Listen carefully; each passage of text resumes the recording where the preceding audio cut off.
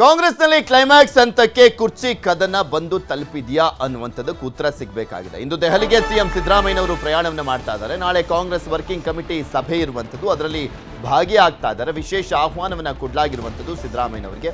ಇದೇ ಸಂದರ್ಭದಲ್ಲಿ ಸಿದ್ದರಾಮಯ್ಯನವರು ಹೈಕಮಾಂಡ್ ನಾಯಕರನ್ನ ಭೇಟಿಯಾಗಲಿದ್ದಾರೆ.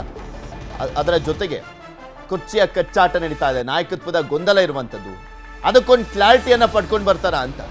ಕುರ್ಚಿ ಕದನದಲ್ಲಿ ಯಾರದ್ದು ಮೇಲ್ಗೈ ಆಗುತ್ತೆ? ನಾಳೆ ದೆಹಲಿಯಲ್ಲಿ ನಡೆಯಲಿರುವಂಥದ್ದು CWC ಸಭೆ. ಆ ಸಭೆಯಲ್ಲಿ ಕರ್ನಾಟಕದ ವಿಚಾರ ಚರ್ಚೆ ಆಗುತ್ತಾ? ಸಭೆಗೆ ಬರುವಂತೆ ವಿಶೇಷ ಆಹ್ವಾನವನ್ನು ಕೊಡಲಾಗಿರುವಂಥದ್ದು ಸಿದ್ದರಾಮಯ್ಯನವರಿಗೆ. ಬಿಕಾಸ್ ಅವರು CM ಅನ್ನುವಂಥ ಕಾರಣಕ್ಕೋಸ್ಕರ. ಈಗ ಹಿಮಾಚಲ ಪ್ರದೇಶದ CM, ತೆಲಂಗಾಣದ CM ಅವ್ರಿಗೂ ಕೂಡ ವಿಶೇಷ ಆಹ್ವಾನನೇ. ಸಿದ್ದರಾಮಯ್ಯನವ್ರಿಗೆ ಮಾತ್ರ ವಿಶೇಷ ಆಹ್ವಾನ ಅಂತಲ್ಲ, ಯಾರ್ಯಾರು ಕಾಂಗ್ರೆಸ್ನ ಮುಖ್ಯಮಂತ್ರಿಗಳಿದ್ದಾರೆ ಅವರಿಗೆ ವಿಶೇಷ ಆಹ್ವಾನವನ್ನು ಕೊಡಲಾಗಿರುವಂಥದ್ದು. ಇರೋದೇ 3 ಜನ ಕಾಂಗ್ರೆಸ್ನ ಮುಖ್ಯಮಂತ್ರಿಗಳು.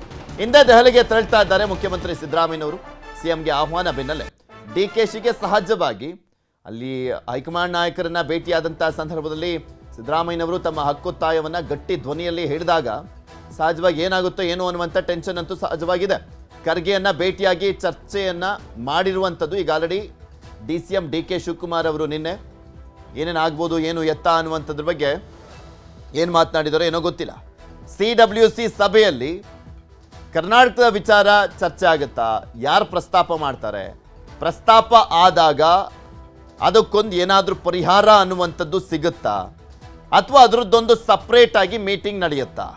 ಈ ಪ್ರಶ್ನೆಗಳಿದ್ದಾವೆ. ಹೈಕಮಾಂಡ್ ನಾಯಕರು ಸಿದ್ದರಾಮಯ್ಯನವ್ರ ಜೊತೆಗೆ ಸಪ್ರೇಟ್ ಆಗಿ ಏನಾದರೂ ಚರ್ಚೆಯನ್ನು ಮಾಡ್ತಾರಾ? ಚರ್ಚೆಯನ್ನು ಮಾಡಿದ ಬಳಿಕ DK ಶಿವಕುಮಾರ್ ಅವ್ರನ್ನ ಕರೆಸ್ಕೊಳ್ತಾರಾ? ಅಥವಾ ಸದ್ಯಕ್ಕೆ ವಿಚಾರನೇ ಬೇಡಪ್ಪ, ಈಗ ಸುಮ್ಮನಿಟ್ಬಿಡಿ, ಸೈಲೆಂಟ್ ಆಗಿದ್ಬಿಡಿ ಅನ್ನುವಂಥ ನಿರ್ಧಾರಕ್ಕೆ ಏನಾದರೂ ಬರಲಾಗುತ್ತಾ? ಗೊತ್ತಿಲ್ಲ.